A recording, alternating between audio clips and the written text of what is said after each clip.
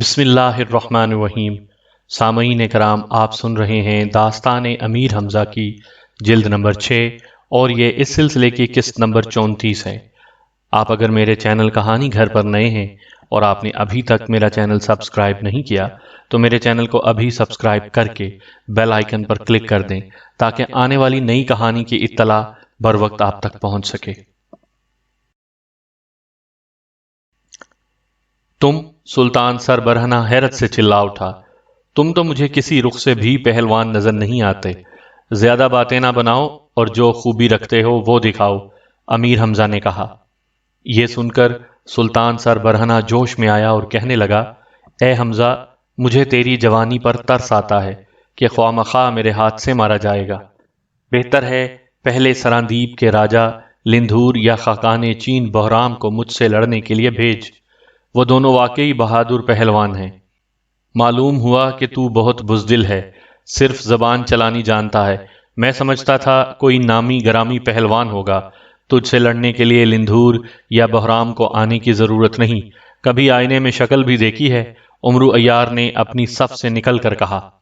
سلطان سر برہنہ نے عمرو کی جانب دیکھ کر کہا، یہ گستاخ کون ہے؟ ابھی اسے مزہ چکھاتا ہوں۔ یہ کہہ کر عمرو کی طرف جھپٹا، مگر عمرو وار بچا کر اچھلا اور ایک لات اس زور سے سلطان کے سینے پر جمائی کہ وہ گھوڑے سے الٹ کر زمین پر اوندھے منہ گرا۔ عمرو نے کہا لگایا اور کہا، کیوں، کیسی رہی؟ ایک گستاخی اور کروں؟ اب تو سلطان سر برہنہ کے غصے کی حد نہ رہی، غیظ و غضب کی تصویر بن کر نیزہ اٹھایا اور امیر حمزہ پر حملہ کیا۔ انہوں نے تلوار کے ایک ہی وار سے اس کا نیزہ کاٹ ڈالا۔ سلطان نے جھنجھلا کر میان سے تلوار کھینچی، تھوڑی دیر تک دونوں میں تلوار بازی ہوتی رہی۔ آخر حمزہ نے باڑ بچا کر قبضے پر ہاتھ ڈال دیا اور جھٹکا دے کر تلوار چھین لی۔ سلطان سر برہنہ حواس باختہ ہو کر الٹے پیروں بھاگنے لگا، مگر حمزہ نے اسے بھاگنے کا موقع ہی نہ دیا۔ کمر میں بندھی ہوئی پیٹی سے پکڑ کر اٹھا لیا، سر سے بلند کر کے 3 چکر دیے اور زمین پر دے مارا۔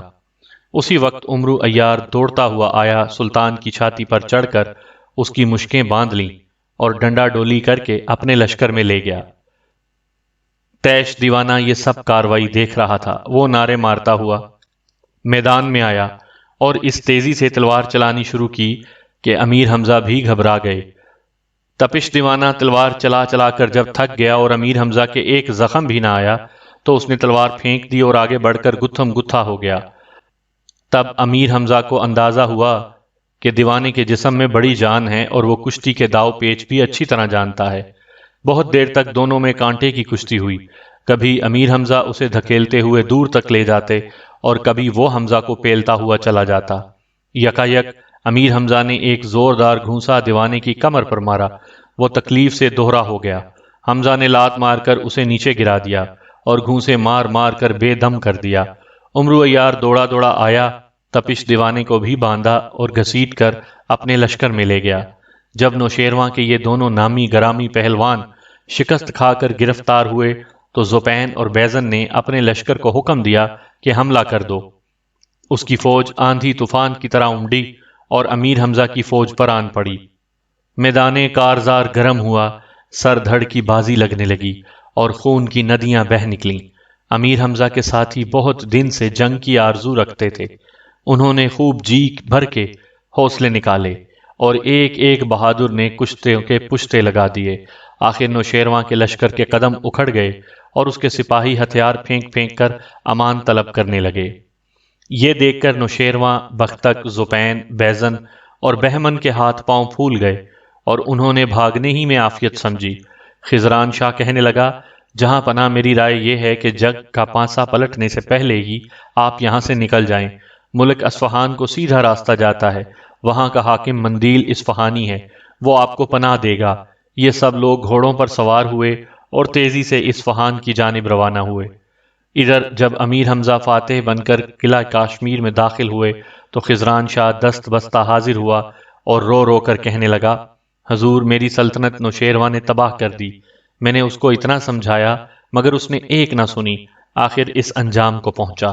اب وہ اصفہان گیا ہے، زوپین، بیزن اور بہمن بھی اس کے ساتھ ہیں۔ خزران شاہ کی یہ باتیں سن کر امیر حمزہ نے کہا لگایا اور کہا کہ زیادہ مکر کرنے کی کوشش نہ کرو۔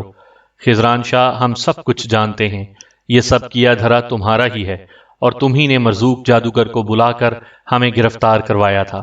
اب تو خزران شاہ کے پیروں تلے کی زمین نکل گئی، قضا سر پر کھیلنے لگی۔ روتا ہوا امیر حمزہ کے قدموں پر گرا اور کہنے لگا، حضور مجھے معاف کر دیجئے، آئندہ سے آپ کا غلام ہوں۔ امیر حمزہ نے اسے معاف کیا اور چند روز کے لیے قلعہ کاشمیر میں ٹھہر گئے۔ ادھر نوشیروان اصفہان پہنچا۔ مندیل اصفہانی نے جب سنا کہ شہنشاہ ہفت کشور آتا ہے تو وہ فوراً اس کے استقبال کے لیے آیا اور نہایت عزت سے اپنے محل میں لے گیا۔ رات کو جب سب لوگ شاہی دسترخوان پر کھانا کھانے بیٹھے تو نوشیروان نے ٹھنڈی آہ بھری اور گردن جھکا لی۔ مندیل نے حیران ہو کر کہا، اے بادشاہ، خیر تو ہے، آپ نے یہ سرد آہ کیوں کھینچی؟ نوشیروان نے رومال سے آنکھیں پونچھتے ہوئے جواب دیا، اے مندیل، کوئی بہادر ایسا پیدا نہ ہوا کہ حمزہ کو زیر کرتا۔ یہ سن کر مندیل ہنسا اور کہنے لگا، جہاں پناہ آپ ہرگز غم نہ کریں، میں حمزہ کو زیر کروں گا۔ نوشیروان یہ سن کر خوش ہوا اور مندیل کی تعریف کرنے لگا۔ غرض اسی طرح کئی دن گزر گئے۔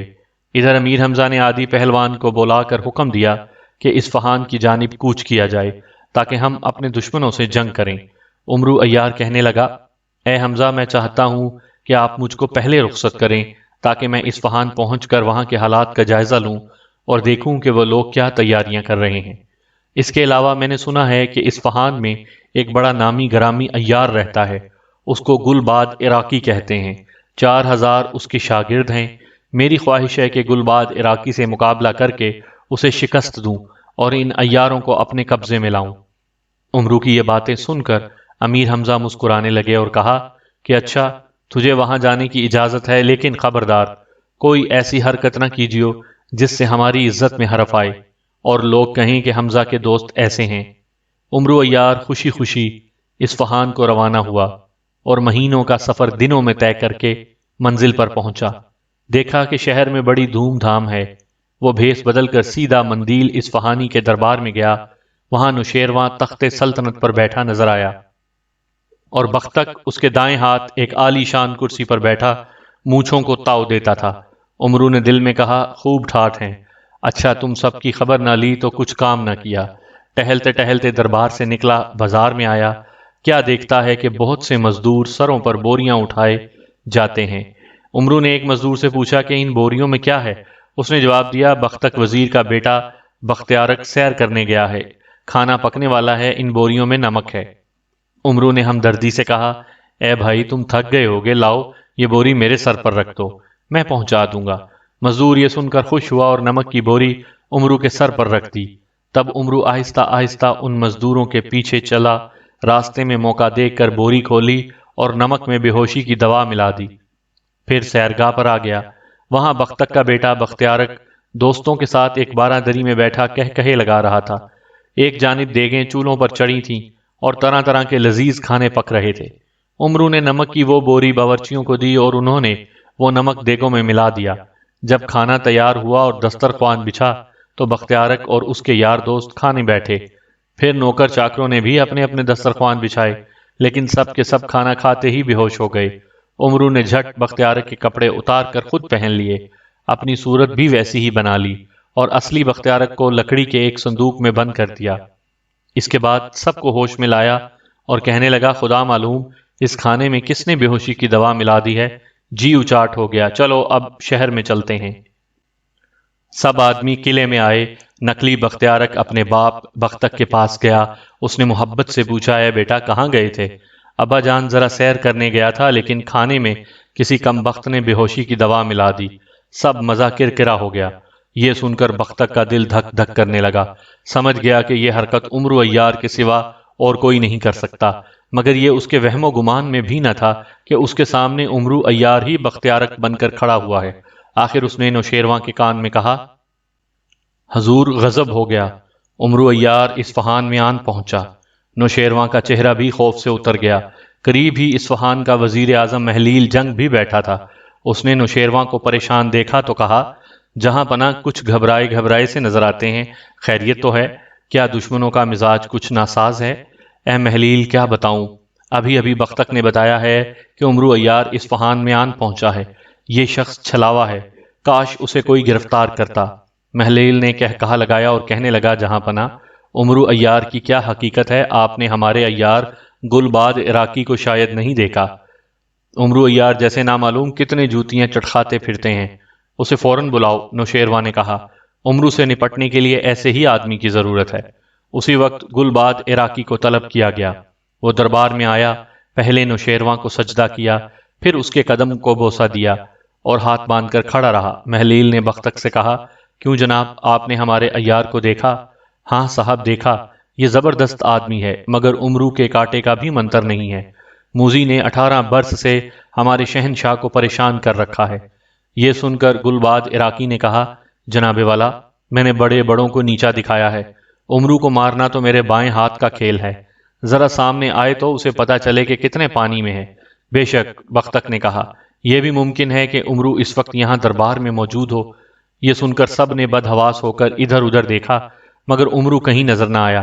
محلیل جنگ کہنے لگا، اے بختک، تو ہم سے مذاق کرتا ہے؟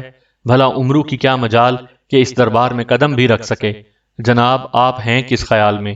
بختک نے کہا، عمرو بہتر قسم کی صورتیں بدل سکتا ہے، اس وقت کسی اور بھیس میں ہوگا، اسے پہچاننا خالہ جی کا گھر نہیں ہے۔ اب تو دربار میں سنسنی پھیل گئی۔ محلیل جنگ نے چاروں طرف دیکھا اور پھر اونچی آواز میں کہا، اگر اس دربار میں عمرو عیار موجود ہے تو اپنی اصلی صورت دکھائے، ہمارا اس سے کوئی جھگڑا نہیں ہے۔ جو کچھ لڑائی ہے وہ امیر حمزہ اور نوشیرواں کے درمیان ہے، ہم وعدہ کرتے ہیں کہ عمرو کو پریشان نہ کریں گے۔ محلیل جنگ نے ابھی یہ کلمہ منہ سے نکالا ہی تھا کہ نقلی بختیارک اٹھ کھڑا ہوا۔ بختک نے کہا، اے بیٹے کہاں چلے؟ بختیارک نے مسکرا کر جواب دیا، ذرا محلیل جنگ کو اپنی صورت دکھا دوں۔ یہ سن کر بختک کے ہوش اڑ گئے، بے اختیار چلا اٹھا، اے عمرو تیری مٹی پلید ہو، میرے بیٹے بختیارک کا کیا حشر کیا؟ زیادہ غل نہ مچا، تیرا بیٹا سلامت ہے، عمرو نے کہا۔ پھر ہنستا ہوا محلیل جنگ کے قریب آیا اور بولا، لیجئے جناب، عمرو عیار آپ کی خدمت میں حاضر ہے، اور یہ اس کی اصلی صورت ہے۔ دربار میں شور مچا، زپین اور بیزن کہنے لگے، پکڑو اس بے ایمان کو۔ ہتھیار بند غلام چاروں طرف سے عمرو کی طرف بڑھے، لیکن محلیل جنگ نے انہیں ڈانٹ کر واپس بھیجا اور کہنے لگا، ہم نے عمرو سے جو وعدہ کیا ہے اسے پورا کریں گے، خبردار کوئی شخص دربار میں عمرو کو نقصان پہنچانے کی کوشش نہ کرے۔ یہ کہہ کر وہ عمرو کی جانب چلا اور نزدیک جا کر بولا، اچھا یہ تو بتاؤ کہ تم اکیلے اصفہان کیسے آئے؟ میں نے گلباد عراقی کی تعریف سنی ہے، عمرو نے جواب دیا، اس کا امتحان کرنے آیا ہوں کہ وہ عیاری میں کیسا ہے۔ یہ سن کر گلباد عراقی جوش میں آیا اور کہنے لگا، اے عمرو تیری کیا حیثیت ہے جو میرا امتحان لینے آیا ہے؟ میرے سامنے بڑے بڑے عیار پانی بھرتے ہیں، میں سینکڑوں کو باندھ چکا ہوں، خیر اسی میں ہے کہ واپس چلا جا ورنہ مار کھائے گا۔ عمرو نے کہا لگا کر کہا، معلوم ہوتا ہے تو صرف باتیں بنانا جانتا ہے، اپنی عیاری کا کوئی کمال دکھا تب مانوں کہ تو سچ کہتا ہے یا جھوٹ۔ بہت اچھا، تیری یہ خواہش پوری کی جائے گی، گلباد عراقی نے جواب دیا۔ اب تو چپ چاپ یہاں سے نکل اور شہر سے باہر چلا جا، اس کے بعد اگر کسی بھی صورت سے شہر میں گھس آئے تو میں زندگی بھر کے لیے تیرا غلام بن جاؤں گا۔ عمرو دربار سے نکل کر شہر کے باہر گیا۔ گلباد عراقی نے اسی وقت شہر کے 8 دروازے بند کرائے اور ان میں زبردست قفل ڈال دیے، صرف ایک دروازہ کھلا رہنے دیا اور آپ اس دروازے پر ہوشیاری سے بیٹھا۔ پھر شہر کے ارد گرد کھدی ہوئی خندق میں پانی بھروایا اور 4000 عیار 8 دروازوں کے برجوں پر پہرے کے لیے مقرر کیے۔ عمرو عیار 5 روز تک پھرتا رہا لیکن شہر میں داخل ہونے کی راہ نہ پائی۔ اتفاق سے ایک قافلہ وہاں آیا، اس قافلے میں خواجہ دراب بھی شامل تھا۔ یہ ایک بڑا تاجر تھا جو لاکھوں روپے کا سامان تجارت لے کر مختلف ملکوں اور شہروں میں جایا کرتا تھا۔ خواجہ دراب کے کاروبار میں گلباد عراقی بھی شریک تھا۔ عمرو عیار صورت بدل کر اس قافلے میں آیا اور سیر کرنے لگا۔ اتنے میں اس نے اپنے ایک پرانے دوست سرہنگ مصری کو دیکھا۔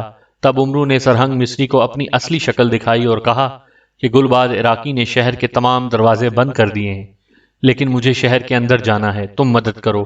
سرہنگ مصری تیار ہو گیا۔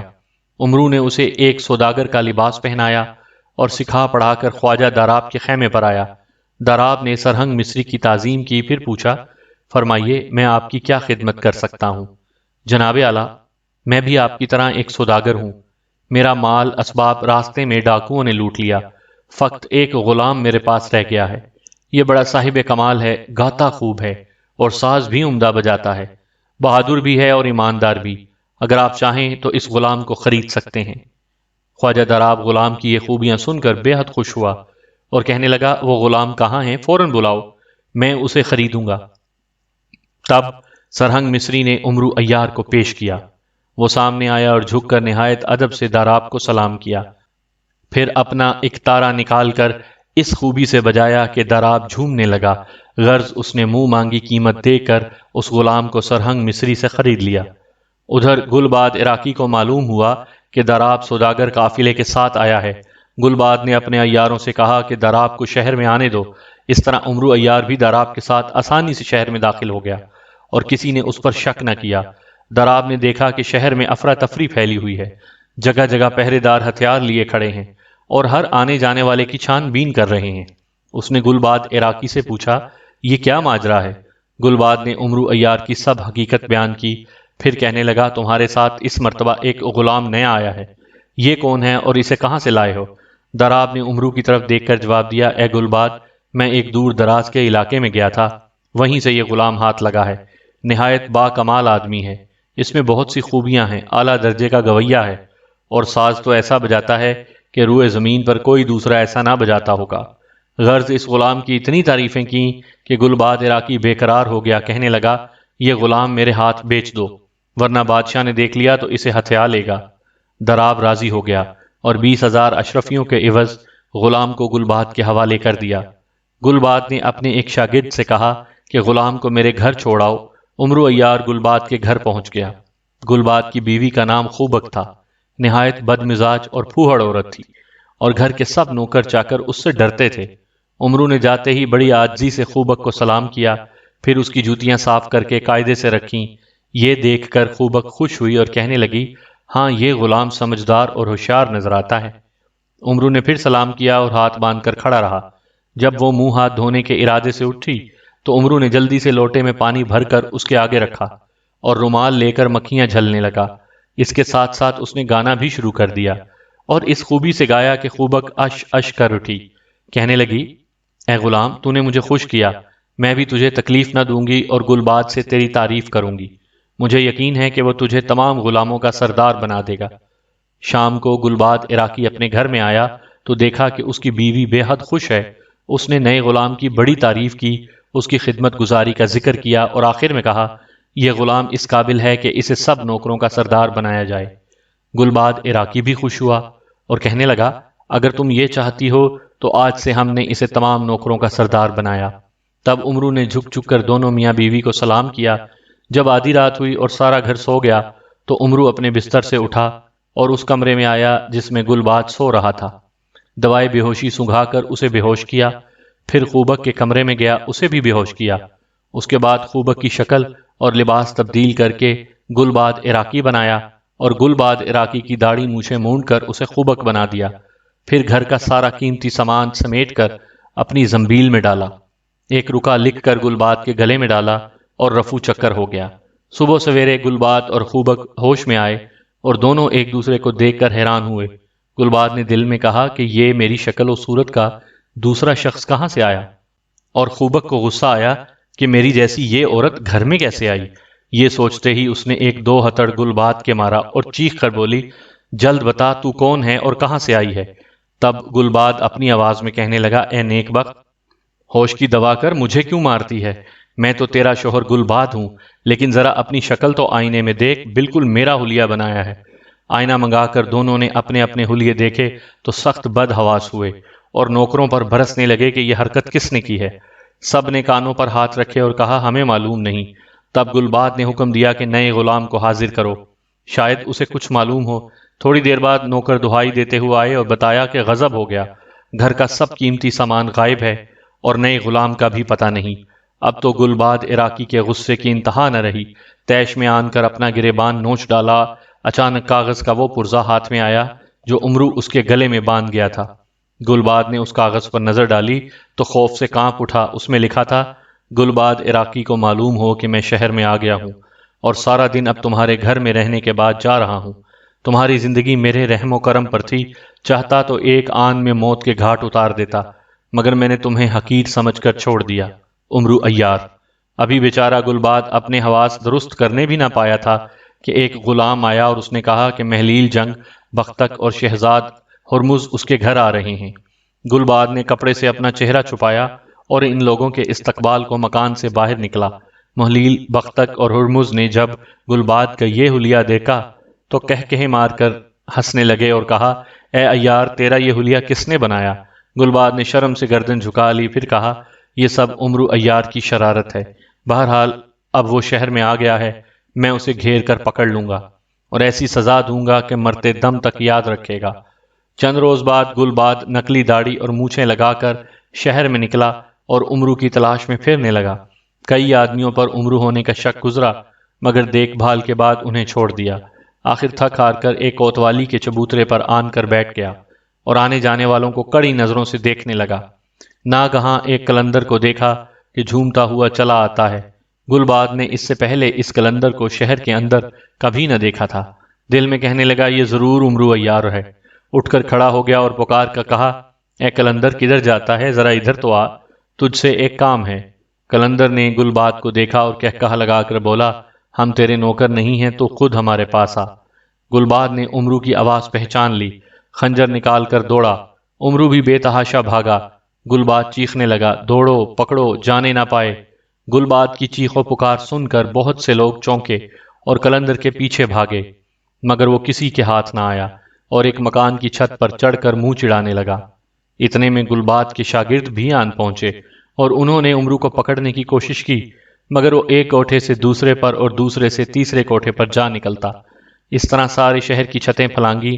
اس کا پیچھا کرنے والے مایوس ہو کر لوٹ گئے۔ تب عمرو نے ایک مکان میں جھانکا۔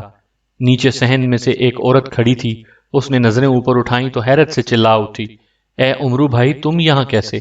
اصل میں یہ گھر عمرو عیار کی سگی بہن سمینہ کا تھا اور وہ مدت سے اصفہان میں رہتی تھی۔ عمرو اپنی بہن کو دیکھ کر بے حد خوش ہوا، نیچے اتر آیا اور سارا قصہ کہہ سنایا۔ سمینہ کہنے لگی، میں نے تمہارے آنے کی خبر سن لی تھی اور اپنے شوہر کو تمہاری تلاش میں بھیجا تھا۔ خدا کا شکر ہے کہ تم ظالموں کے ہتھے نہیں چڑھے اور صحیح سلامت یہاں آ گئے۔ عمرو کہنے لگا، گلباد عراقی میری تلاش میں ہے، اس کے 4000 شاگردوں نے مجھے گھیر لیا ہے۔ بڑی مشکلوں سے ان بدبختوں کو غچہ دے کر یہاں آیا ہوں۔ سمینہ بانو نے کنیزوں سے کہا کہ جلد گرم پانی لاؤ اور میرے بھائی کے ہاتھ پیر دھلاؤ، پنکھا جھلو اور ان کے لیے کھانا تیار کرو۔ عمرو ابھی دسترخوان پر بیٹھا ہی تھا کہ 10-12 سال کا ایک لڑکا سامنے آیا اور ماموں ماموں کہتا ہوا عمرو سے لپٹ گیا۔ سمینہ بانو نے کہا، بھیا، یہ تمہارا بھانجا ابو الفتح ہے۔ عمرو اسے دیکھ کر بے حد خوش ہوا اور سینے سے لگا کر پیار کیا۔ اس دوران میں لڑکے نے نہایت چالاکی سے ایک قیمتی انگوٹھی عمرو کے انگلی سے نکال لی۔ عمرو کو پتہ بھی نہ چلا۔ کھانے سے فارغ ہو کر جب ہاتھ دھونے لگا تو دیکھا کہ انگوٹھی غائب ہے۔ سخت حیران ہوا کہ انگوٹھی کہاں گئی۔ سمینہ بانو نے پوچھا، اے بھائی، اس قدر فکر مند کیوں ہو؟ عمرو نے کہا، جب میں یہاں آیا تھا اس وقت میرے دائیں ہاتھ کی انگلی میں ایک قیمتی انگوٹھی تھی، اب دیکھتا ہوں تو غائب ہے۔ یہ سن کر ابو الفتح نے کہا لگایا، پھر جیب سے انگوٹھی نکال کر عمرو کو دیتے ہوئے بولا، ماموں جان، دیکھیے یہ انگوٹھی آپ کی تو نہیں؟ میں تو سنتا تھا کہ آپ بڑے عیار، چلاک اور ہوشیار ہیں، لیکن میں نے انگوٹھی انگلی سے اتاری تو آپ کو بالکل خبر نہ ہوئی۔ اب تو عمرو سخت شرمندہ ہوا، کہنے لگا، معلوم ہوتا ہے تم میرے بھی استاد ہو، خوب کام دکھایا، خدا نے چاہا تو میں تمہیں عیاری کے فن میں کامل کر دوں گا۔ یہ سن کر سمینہ اور ابو الفتح بہت خوش ہوئے۔